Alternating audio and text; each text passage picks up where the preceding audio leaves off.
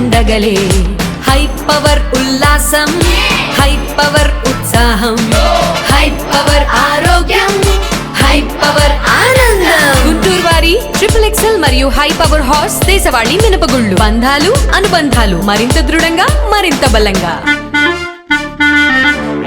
Guntur corporation standing committee ఎన్నికలను TDP YCP ప్రతిష్టాత్మకంగా తీసుకోవడంతో రాజకీయంగా రసవత్తరంగా మారింది. గుంటూరు నగరపాలక సంస్థ ఎన్నికల్లో వైసీపీ అత్యధిక స్థానాలను కైవసం చేసుకుంది. కౌన్సిల్లో వైసీపీకి మెజారిటీ ఉన్నప్పటికీ టీడీపీ కూటమి ఈసారి స్టాండింగ్ కమిటీ ఎన్నికల్లో విజయమే లక్ష్యంగా రాజకీయంగా పావులు కదిపింది. గుంటూరు నగర అభివృద్ధికి మేయర్ మనోహర్ నాయుడు సహకరించడం లేదని వ్యూహాత్మకంగా తెరపైకి తెచ్చింది. దీనికి తోడు నగర కమిషనర్ పులి శ్రీనివాసులపై మేయర్ అవినీతి ఆరోపణలు చేసిన సంగతి తెలిసిందే. విజయవాడ వరద బాధితుల సాయాన్ని కమిషనర్ గోల్మాల్ చేశారని మేయర్, డిప్యూటీ మేయర్ ఓ రేంజ్ లో యుద్ధమే చేశారు.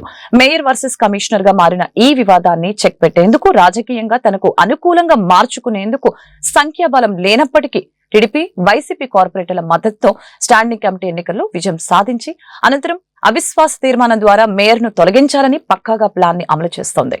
కూటమి ప్రభుత్వం అధికారంలోకి వచ్చిన తర్వాత వైసీపీకి చెందిన కార్పొరేటర్లు కొంతమంది టీడీపీ జనసేన తీర్థం పుచ్చుకున్నారు. స్టాండింగ్ కమిటీకి సంబంధించి 6 స్థానాలు టీడీపీ కైవసం చేసుకునేందుకు ఇంకొక 3 కార్పొరేటర్ల మద్దతు కావాల్సి ఉంది.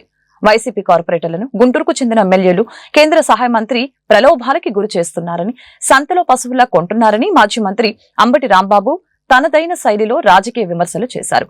దీనిపై తెలుగు తమ్ముళ్లు కూడా తగ్గేదలే అంటూ ధీటుగానే స్పందించారు. గురువింద గింజ సామెతలు వద్దంటూ దుమ్మెత్తిపోశారు. స్టాండింగ్ కమిటీ ఎన్నికలను ప్రెస్టీజియస్ గా తీసుకోవడంతో టీడీపీ వైసీపీ పోటాపోటీగా తమ కార్పొరేటర్లతో రహస్య క్యాంపులు కూడా ఏర్పాటు చేసింది. ఇక విజయం ఎవరికి వరిస్తుందో కౌంట్ డౌన్ ప్రారంభమైంది.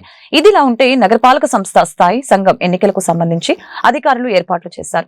ఈ ఎన్నికలు సోమవారం జీఎంసీ కౌన్సిల్ హాల్లో జరగనున్నాయి. ఎన్నికల నిర్వహణకు ఏర్పాటు చేసిన బ్యాలెట్ బాక్సులు, పోలింగ్ కంపార్ట్మెంట్ నిర్వహణ సామాగ్రిని సిద్ధం చేశారు. ఈ ఎన్నిక పోలింగ్ ప్రక్రియ ఉదయం 10:30 నుంచి మధ్యాహ్నం 3 గంటల వరకు జరగనుంది. పోలింగ్ అనంతరం ఓట్ల లెక్కింపు కార్యక్రమం కొనసాగుతుంది. ఎన్నికల అధికారిగా అదనపు కమిషనర్ సిహెచ్ ఓబులేసు వ్యవహరిస్తున్నారు.